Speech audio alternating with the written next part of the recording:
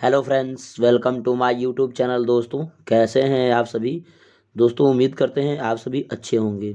आज हम लोग पढ़ने वाले हैं दोस्तों बहुविकल्पीय प्रश्न। ठीक है, यानी मल्टीपल चॉइस क्वेश्चन, एमसीक्यू जिसे कहते हैं दोस्तों। तो चलिए दोस्तों, वीडियो को स्टार्ट करते हैं। वीडियो को स्टार्ट करने से पहले आपसे एक छोटा सा रिक्वेस्ट है दोस्तों, अगर आप चैनल पर नए होंगे तो चैनल को सब्सक्राइब कर लीजिएगा। लेटेस्ट वीडियो देखने के लिए दोस्तों ऑल पर क्लिक कर लीजिएगा। हम लोग दोस्तों ये पढ़ने वाले हैं जो बहुविकल्पीय, ये बायोलॉजी का होने वाला है। ठीक है, यानी बायोलॉजी। तो ध्यान से समझने का प्रयास कीजिएगा दोस्तों। बायोलॉजी है जीव विज्ञान।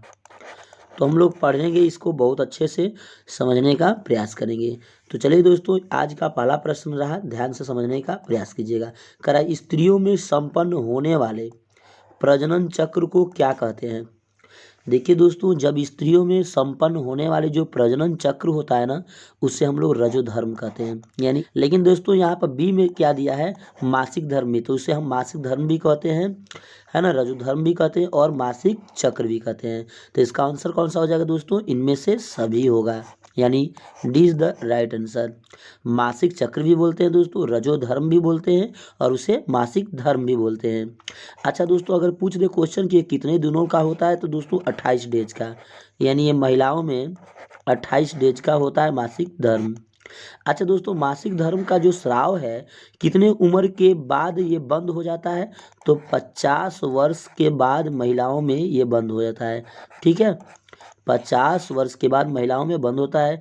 अगर क्वेश्चन दोस्तों पूछ ले कि कितने वर्ष के बाद ये प्रारंभ होता है, तो 11 साल से 13 साल के बीच महिलाओं में, है ना, या लड़कियों में भी बोल सकते हैं, ये प्रारंभ हो जाता है। ठीक है दोस्तों, यहाँ तक उम्मीद करते हैं आप लोग मेरी बात को समझ गए होंगे। तो अच्छे से अचीव कर लीजिएगा। क्वेश्चन नंबर दोस्तों 2 में चलते हैं। क्वेश्चन नंबर 2, करा फूल में नर प्रजनक अंग कौन है। देखिए दोस्तों, फूल में जो नर प्रजनक अंग होते हैं वो होते हैं पुंकेसर। ए इज द राइट आंसर। देखिए दोस्तों, अंडप जो होता है ना, स्त्री केसर होता है और यही फल का निर्माण करता है। तो लिख देंगे अंडप जो होता है फल का निर्माण करता है। तो अगर आपसे क्वेश्चन पूछेगा कि फल का निर्माण कौन करता है, तो अंडप करता है। ठीक है, ये किसका निर्माण करता है दोस्तों, फल का। ठीक है, क्लियर है। अब देखिए दोस्तों, यहाँ पर क्या है, वर्तिकाग्र दिया। वर्तिकाग्र क्या होते हैं दोस्तों, वर्तिकाग्र फूल के पंखुड़ियों के अग्रभाग में होते हैं। क्या होते हैं दोस्तों, अग्रभाग में। यानी मान लीजिए अगर ये फूल है तो उसके अग्रभाग में यहाँ पर ऐसे जो होता है ना दोस्तों, इस तरह से, वो इसी को हम लोग क्या कहते हैं, इसको वर्तिकाग्र बोलते हैं। क्लियर है दोस्तों। तो आप लोग उम्मीद करते हैं आप लोग मेरी बात को समझ गए होंगे और अच्छे से अचीव भी कर लिए होंगे। क्वेश्चन नंबर दोस्तों 3 जो है ऑलमोस्ट बहुत ज़्यादा इम्पोर्टेंट है और कई बार परीक्षाओं में पूछी हुई है। महिलाओं में मासिक चक्र की अवधि, अवधि का मतलब समय पूछ रहा है, यानी समय दिन में पूछ रहा है, होती है। मासिक चक्र की अवधि कितनी होती है, तो अभी अभी मैंने पहले क्वेश्चन में ही बता रखी है दोस्तों, 28 डेज यानी 28 दिनों की होती है। Clear, C is the right answer हो जाएगा दोस्तों इसका, 28 दिनों की होती है। अगर क्वेश्चन आपसे पूछ, अगर दोस्तों क्वेश्चन पूछे कि अंडाशय से चलकर गर्भाशय तक अंडाणु को आने में कितने दिन लगते हैं, तो दोस्तों यहाँ पर 28 डेज तो पूरे मासिक धर्म की होती है, लेकिन वहाँ पर गर्भाशय तक आने में कितने हो लगती है, तो दोस्तों आधा इसका लगती है, यानी 14 डेज। ठीक है, उम्मीद करते हैं आप लोग समझ रहे होंगे, यानी 14 दिन लगता है। क्लियर है दोस्तों, यहाँ तक। क्वेश्चन अगला, नेक्स्ट क्वेश्चन नंबर दोस्तों 4 है, मोस्ट इम्पोर्टेंट है, ध्यान समझिएगा। क्वेश्चन नंबर 4, हाइड्रा में किसके द्वारा अलैंगिक जनन होता है। अलैंगिक जनन होता है। देखिए दोस्तों, हाइड्रा में किसके द्वारा अलैंगिक जनन होता है, तो हाइड्रा में किसके द्वारा अलैंगिक जनन होता है दोस्तों, तो हो जाएगा इसका आंसर मुकुलन विधि के द्वारा। D is the right answer. दोस्तों, मुकुलन विधि एक ऐसी विधि होती है, एक ऐसी विधि होती है जिसमें दोस्तों क्या होता है, बल्ब की तरह इस तरह से एक नए, यानी 12 घंटे में एक नए जीवों की विकास हो जाती है और वह 24 घंटे के अंतर्गत विकास कर लेते हैं। ठीक है, ये सबसे ज़्यादा मात्रा में ईस्ट में भी पाई जाती है। तो अगर आपसे कहे ईस्ट में पाई जाती है, ईस्ट में कौन सा प्रजनन होती है दोस्तों, तो मुकुलन विधि होती है। कौन से, मुकुलन विधि। हाइड्रा में और ईस्ट में मुकुलन विधियां होती है। क्लियर है दोस्तों। अब अगला प्रश्न है दोस्तों, ध्यान से समझने का प्रयास कीजिएगा। प्रश्न नंबर 5, इनमें कौन अलैंगिक जनन की विधि है? अलैंगिक जनन की विधि है। इनमें कौन अलैंगिक जनन की विधि है? तो देखिए दोस्तों, विखंडन भी अलैंगिक की ही विधि होती है, क्योंकि विखंडन के द्वारा दोस्तों एक अमीबा दूसरे अमीबाओं में क्या होते हैं? खंडित हो जाते हैं और कुटपाद के द्वारा अपना भोजन करते हैं। भोजन अमीबा किसके द्वारा करते हैं दोस्तों? कुटपाद के द्वारा। बहुत ज़्यादा इंपोर्टेंट होता है। मुकुलन के द्वारा दोस्तों ईस्ट में होता है, अभी अभी हाइड्रा में बताए हैं। हाइड्रा में भी होता है और ईस्ट में भी होता है, यानी मुकुलन के द्वारा प्रजनन जो होता है ईस्ट में भी होता है दोस्तों और हाइड्रा में भी होता है। क्लियर? अब यहाँ पर बीजाणु जनन होता है दोस्तों। बीजाणु जनन जो होते हैं पौधों में होते हैं, जैसे हम लोग जानते हैं मशरूम, है ना, ये सब पौधों में क्या होता है? बीजाणु जनन। तो ये हो जाएगा दोस्तों सभी अलैंगिक जनन की विधि है, तो इनमें हो जाएगा D is the right answer, इनमें से सभी। उम्मीद करते हैं दोस्तों आप लोग मेरी बात को समझ रहे होंगे, क्योंकि देखिए विखंडन भी अलैंगिक है, मुकुलन भी अलैंगिक है दोस्तों, और बीजाणु जनन भी जो है अलैंगिक है। ये मशरूम और डायटम में पाया जाता है, तो लिख सकते हैं मशरूम और डायटम। ठीक है, यहाँ तक उम्मीद करते हैं दोस्तों आप लोग मेरी बात को समझ रहे होंगे। प्रश्न नंबर 6 है दोस्तों, बहुत ज़्यादा इंपॉर्टेंट है, ध्यान से समझने का प्रयास कीजिएगा। प्रश्न नंबर 6 करा एक लिंगी पुष्प का उदाहरण है। एक लिंगी पुष्प का उदाहरण है, क्या है दोस्तों? एक लिंगी पुष्प क्या होता है? ठीक है दोस्तों, तो इसका आंसर हो जाएगा ए इज द राइट आंसर, पपीता। देखिए दोस्तों, सरसों क्या होता है? तो सरसों होता है द्विलिंगी। क्या होते हैं दोस्तों? द्विलिंगी, है ना, द्विलिंगी पुष्प होते हैं। क्लियर? अब ये अड़हुल दोस्तों, अड़हुल भी द्विलिंगी होता है। क्या होते हैं? द्विलिंगी होते हैं, द्विलिंगी पुष्प होते हैं। क्लियर दोस्तों? इनमें से कोई नहीं, तो ये तो होगा ही नहीं, तो इसका आंसर हो जाएगा ए इज द राइट आंसर, पपीता। पपीता एक ऐसा पुष्प है दोस्तों जो एक लिंगी होता है। क्लियर? अगला प्रश्न नंबर 7, प्लेनेरिया में अलैंगिक जनन की विधि है, क्या है दोस्तों? बीजाणु जनन, अपखंडन, है ना, विखंडन, मुकुलन। तो इसका आंसर हो जाएगा दोस्तों B is the right answer, अपखंडन। मुकुलन दोस्तों हाइड्रा में होता है और ईस्ट में होता है, पता है आपको? हाइड्रा है और ईस्ट है, ठीक है, ईस्ट। क्लियर? ये विखंडन दोस्तों, विखंडन दोस्तों है हमेशा किस में होते हैं? अमीबा में, यानी अमीबा। और ये दोस्तों होते हैं किस में? तो ये होते हैं डायटम में और ये मशरूम में, तो मशरूम। ठीक है, क्लियर? तो ये इसका आंसर हो जाएगा दोस्तों B is the right answer. अगला प्रश्न जो है दोस्तों, बिंजांड की दीवारें मोटी होकर बनाती है। बिंजांड की दीवारें मोटी होकर क्या बनाती है दोस्तों? तो इसका आंसर हो जाएगा बिंजांड आवरण। क्या बनाएगी? बिंजांड आवरण। ठीक है, यानी ये फल नहीं बनाती है दोस्तों, अंडाशय फल बनाता है। क्या बनाता है? अंडाशय, अंडाशय फल बनाता है। ठीक है, अंडाशय फल बनाता है। भ्रूण क्या होते हैं दोस्तों? तो भ्रूण जो होते हैं, है ना, शुक्राणु और अंडाणु के द्वारा मिले हुए युग्मक को, युग्मक को हमको क्या कहते हैं दोस्तों? भ्रूण कहते हैं। और बीज जो होते हैं जो एक नए पौधे को जन्म देते हैं, समझ में आया? जीवों को जन्म देते हैं, तो उसे हम भ्रूण कहते हैं। तो इसका आंसर हो जाएगा क्या दोस्तों? दीवारों की मोटी होकर बनाती है, तो बीजावरण क्या होता है दोस्तों? D is the right answer, बीजावरण होगा। क्लियर? अगला प्रश्न दोस्तों, डीएनए कहाँ पाया जाता है? देखिए दोस्तों, डीएनए कहाँ पाया जाता है? बहुत ज़्यादा इंपॉर्टेंट क्वेश्चन है। डीएनए दोस्तों है कोशिकाओं के केंद्र में पाए जाते हैं। कोशिकाओं के केंद्र में क्यों पाए जाते हैं दोस्तों? क्योंकि कोशिकाओं के केंद्र में इसलिए डीएनए पाए जाते हैं, डीएनए, डीएनए से आरएनए में बदला जाता है, तभी तो कोशिकाओं की पहचान होती है। यानी ये बदलने की विधि को क्या कहते हैं दोस्तों? तो ट्रांसक्रिप्शन कहते हैं। क्या कहते हैं? ट्रांसक्रिप्शन।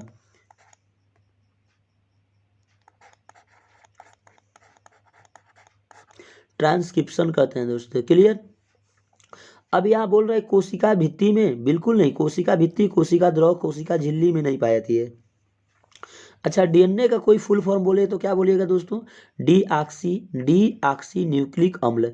तो लिख दीजिएगा डी ऑक्सी, है ना, ऑक्सी न्यूक्लिक अम्ल। अम्ल होगा। क्लियर दोस्तों, है ना। उम्मीद करते हैं आप लोग मेरी बात को समझ रहे होंगे। प्रश्न नंबर 10, प्रश्न नंबर 10 बहुत इंपोर्टेंट है, ध्यान से समझने का प्रयास कीजिएगा। पुंकेसर के अग्रभाग को क्या कहते हैं? पुंकेसर के अग्रभाग को क्या कहते हैं? तो इसका आंसर हो जाएगा दोस्तों, विच द राइट आंसर, परागकोश।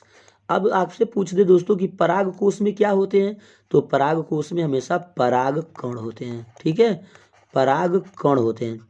परागकोश जो होता है दोस्तों, वो पराग कण उसमें अंदर होते हैं। क्लियर है। अगला प्रश्न जो है दोस्तों 11, गुणसूत्र कहाँ पाए जाते हैं? गुणसूत्र कहाँ पाए जाते हैं? मोस्ट इंपोर्टेंट है दोस्तों, गुणसूत्र कोशिका के केंद्र में पाए जाएंगे। क्यों? क्योंकि डीएनए कहाँ पाया जाता है दोस्तों? डीएनए कहाँ पाया जाता है? तो कोशिकाओं के केंद्र में पाया जाता है, जस्ट अभी हुआ है। और डीएनए से आरएनए बदलने की विधि को क्या कहते हैं दोस्तों? ट्रांसक्रिप्शन कहते हैं। क्या कहते हैं? ट्रांसक्रिप्शन कहते हैं। तो बोल रहा है कि दोस्तों गुणसूत्र कहाँ पाए जाते हैं? तो गुणसूत्र हमेशा कोशिकाओं के केंद्र में पाए जाएंगे। ए इज द राइट आंसर। अगला प्रश्न दोस्तों 12, नर में टेस्टोस्टेरोन नाम का स्राव प्राय कितने उम्र में प्रारंभ हो जाता है? मतलब कितने उम्र में नर हार्मोन्स उत्पन्न होता है दोस्तों? ये क्वेश्चन पूछ रखी है। ठीक है, तो आंसर हो जाएगा दोस्तों, ए इज द राइट आंसर। 15 वर्ष से 18 वर्ष के बीच युवकों में, है ना, टेस्टोस्टेरोन नाम का हार्मोन्स उत्पन्न हो जाता है। इसका मुख्य लक्षण है दोस्तों मूंछ का आना, है ना, मूंछ का आना, मूंछ का आना इसका मुख्य लक्षण है। ठीक है, बच्चों में मूंछ का आना तथा जननांगी अंगों में, जनन आंगी अंगों में क्या जानना दोस्तों? बाल का आना, यानी केस आ जाना। ठीक है, बाल आ जाता है। क्लियर है दोस्तों, उम्मीद करते हैं आप लोग मेरी बात को समझ रहे होंगे, अच्छे तरह से अचीव भी कर रहे होंगे दोस्तों। अगला प्रश्न नंबर 13, करा डीएनए का पूरा नाम क्या है? देखिए दोस्तों आ गया ना, अगला प्रश्न में मैंने कराया था डीएनए का पूरा नाम। तो डीएनए का पूरा नाम होगा डीऑक्सी न्यूक्लिक अम्ल। तो देखिए दोस्तों यहाँ पर दे दिया राइबोज भी, ध्यान से समझने का प्रयास कीजिएगा, तभी इंपोर्टेंट, बहुत ज़्यादा इंपोर्टेंट क्वेश्चन है। तो करा deoxyribonucleic acid, deoxy random nucleic acid, यानी इसका आंसर हो जाएगा दोस्तों, C is the right answer, deoxyribonucleic acid, है ना। यानी डीएनए का पूरा नाम होता है डीऑक्सी राइबो न्यूक्लिक एसिड। ठीक है, क्लियर है दोस्तों। यहाँ पर दोस्तों जो दिया डीऑक्सी राइबोज न्यूक्लिक एसिड, ये गलत है और ये भी गलत है। ठीक है, इसका हो जाएगा answer, C is the right answer. अगला प्रश्न पर चलते हैं, प्रश्न नंबर दोस्तों 14। तो अगला प्रश्न को ध्यान से देखिएगा, करा अंडो उत्सर्जन कब होता है? अंडो उत्सर्जन कब होता है? देखिए दोस्तों अंडा उत्सर्जन कब होगा? तो महिलाओं में रजोधर्म के 12 से 14 दिन के बाद हमेशा अंडों का उत्सर्जन हो जाता है। ये दोस्तों तो हो जाएगा दोस्तों रजोधर्म के 10 या 12 दिन, यानी 14 दिन, करीबन 12 से दोस्तों 14 दिन के बीच हो जाता है। ठीक है, 12 से 14 दिन के बीच हो जाता है। तो इसका आंसर हो जाएगा इज द राइट आंसर। अगला प्रश्न है दोस्तों, अंडाशय वर्तिकाग्र और वर्तिकाग्र, वर्तिका और वर्तिकाग्र पुष्प के किस जननांग के भाग हैं? देखिए दोस्तों अंडाशय स्त्री केसर होते हैं, वर्तिका स्त्री केसर और वर्तिकाग्र भी स्त्री केसर। तो इसका आंसर हो जाएगा दोस्तों, B is the right answer, स्त्री केसर। क्लियर है दोस्तों, उम्मीद करते हैं आप लोग मेरी बात को समझ रहे होंगे और अच्छे से समझने का प्रयास भी कर रहे होंगे। अगला प्रश्न नंबर दोस्तों 16, पुनर्उद्भवन क्रिया की खोज किस वैज्ञानिक ने की थी? देखिए दोस्तों पहले पुनर्उद्भवन का मतलब समझिए, पुनर का मतलब पुनः और उद्भव का मतलब होता है जन्म करना। पुनः जो जन्म करने की क्रिया का खोज किया था, है ना दोस्तों, ट्रेम्बले ने किया था, D is the right answer, Trembley ने किया था। अच्छा कब किया था दोस्तों? तो 1740 ईस्वी में ये किया था। कब किया था? अगर क्वेश्चन पूछे कि कब किया था तो 1740 ईस्वी में इन्होंने किया था, टेम्बलर नामक वैज्ञानिक ने। क्लियर है दोस्तों, उम्मीद करते हैं आप लोग मेरी बात को समझ रहे होंगे। अगला प्रश्न है दोस्तों, स्पाइरो गायरा में प्रजनन किस विधि से होता है? तो इसका आंसर हो जाएगा दोस्तों, ए इज द राइट आंसर, खंडन विधि से स्पाइरो गायरा में होता है। स्पाइरो गायरा क्या है दोस्तों? एक प्रकार का जीव है। ये कौन सा जीव है दोस्तों? तो जलीय जीव है, लिख दीजिएगा जलीय, है ना, ये जलीय जीव होते हैं। ठीक है, तो ध्यान से समझिएगा दोस्तों, इसका आंसर हो जाएगा खंडन, ए इज द राइट आंसर। अगला प्रश्न है 18, पौधों में जनन अंग कहाँ पाए जाते हैं। देखिए दोस्तों, पौधों में जनन जो अंग है कहाँ पाए जाते हैं, तो इसका हो जाएगा तना में, जड़ में, पुष्प में और फल में। तो इसका आंसर हो जाएगा दोस्तों पुष्प में, है ना, पुष्प में, सी इज द राइट आंसर। क्यों होगा पुष्प में दोस्तों, क्योंकि पुष्प जो होता है उसमें हमेशा स्त्री केसर और पुंकेसर दोनों मिलते हैं।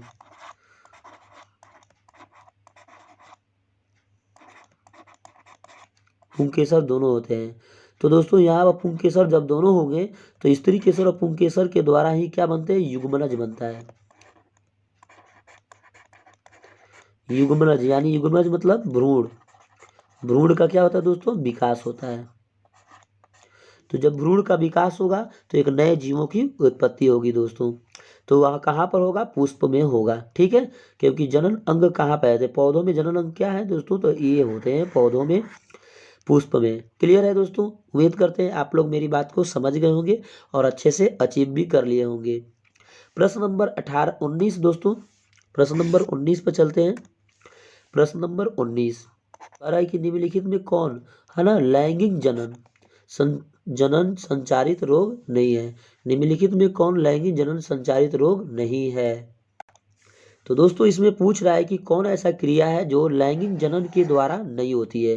तो देखिए दोस्तों, एड्स जो होता है लैंगिक के द्वारा ही बढ़ता है, एड्स जो होते हैं लैंगिक के द्वारा बढ़ते हैं। अब दोस्तों एक बात पूछे, एड्स का फुल फॉर्म भी पूछ सकता है।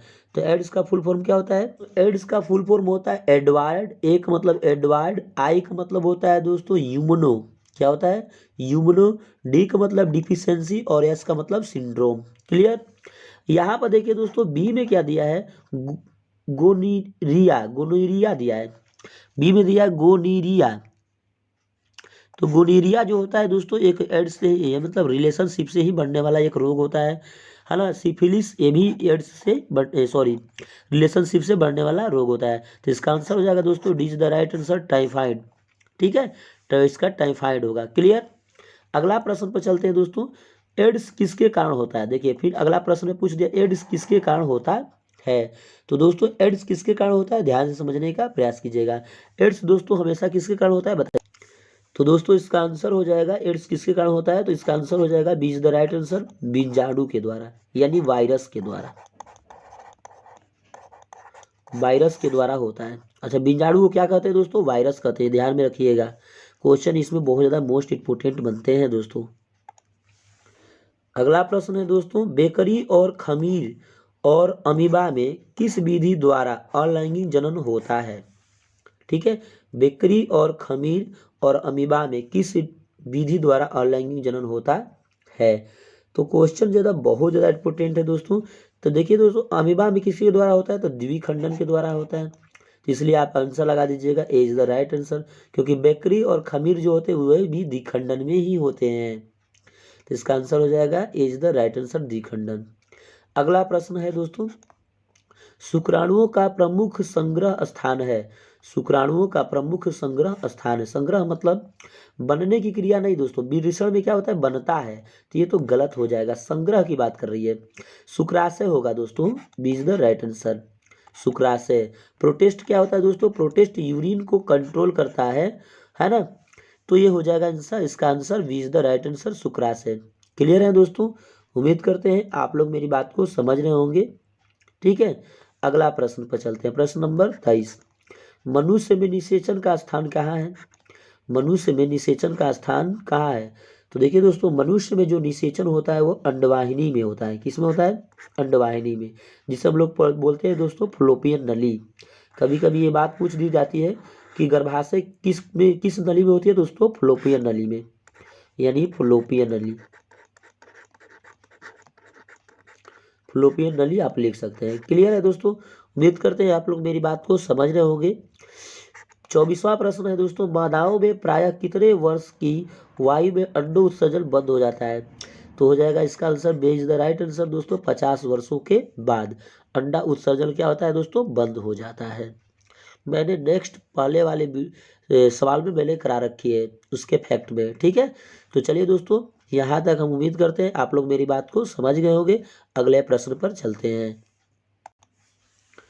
अगला प्रश्न है दोस्तों, मानव मादा में निषेचन कहाँ होता है? मानव मादा में निषेचन कहाँ होता है दोस्तों? तो फ्लोपियन नली में, उसे हम हिंदी में बोलते हैं डिम्ब वाहिनी। ठीक है, तो इसका आंसर हो जाएगा दोस्तों ए इज द राइट आंसर। अंडाशय में बिल्कुल नहीं होगा दोस्तों, गर्भाशय में बिल्कुल नहीं होगा।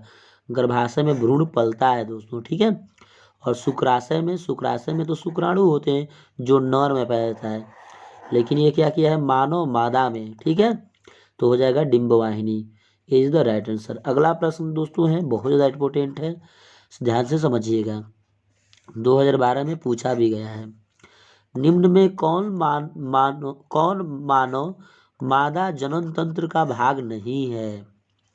देखिए दोस्तों, निम्न में कौन मानव मादा, यानी मानव है लेकिन मादाओं का भाग नहीं है? तो देखिए दोस्तों, गर्भाशय जो होता है दोस्तों मादाओं का भाग होता है, ये गलत हो जाएगा। डिम्ब वाहिनी भी होता है, ये भी गलत। अंडाशय दोस्तों ये भी होता है मादाओं में, ये भी गलत। तो इसका आंसर हो जाएगा शुक्रवाहिनी नहीं होता है, सी इज द राइट आंसर। मादाओं में शुक्रवाहिनी नहीं होता है, तो इसका आंसर हो जाएगा दोस्तों C is the right answer. अगला प्रश्न पर चलते हैं। अगला प्रश्न है दोस्तों 27, मुकुलन द्वारा अलैंगिक जनन होता है। तो मुकुलन के द्वारा अलैंगिक जनन किसमें होता है दोस्तों? तो हो जाएगा ईस्ट में, B is the right answer दोस्तों, ईस्ट में।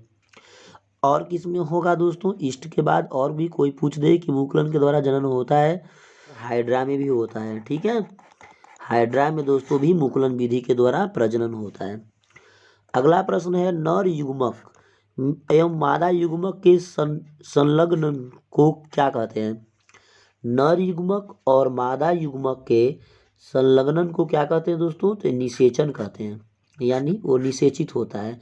जब नर और मादा आपस में दोस्तों रिलेशनशिप में आते हैं तो निषेचन, उसमें क्या होता है, निषेचन की क्रिया पूर्ण होती है। ठीक है, अगला प्रश्न है दोस्तों, ध्यान से समझिएगा, पराग कोश में होते हैं। तो पराग कोश में पराग कण होते हैं, D is the right answer दोस्तों। मैंने इसको पहले ही सॉल्व कर चुकी है, इससे पहले वाले क्वेश्चन मैंने परागकण के बारे में बता रखी है। तो चलिए दोस्तों, मेरा वीडियो आपको समझ में आता है तो एक प्यारा सा लाइक कर दीजिएगा, चैनल को सब्सक्राइब कर दीजिएगा दोस्तों। लेटेस्ट वीडियो देखने के लिए ऑल पर क्लिक कर लीजिएगा दोस्तों। मिलते हैं नेक्स्ट वीडियो में एक नई वीडियो के साथ दोस्तों। जय हिंद।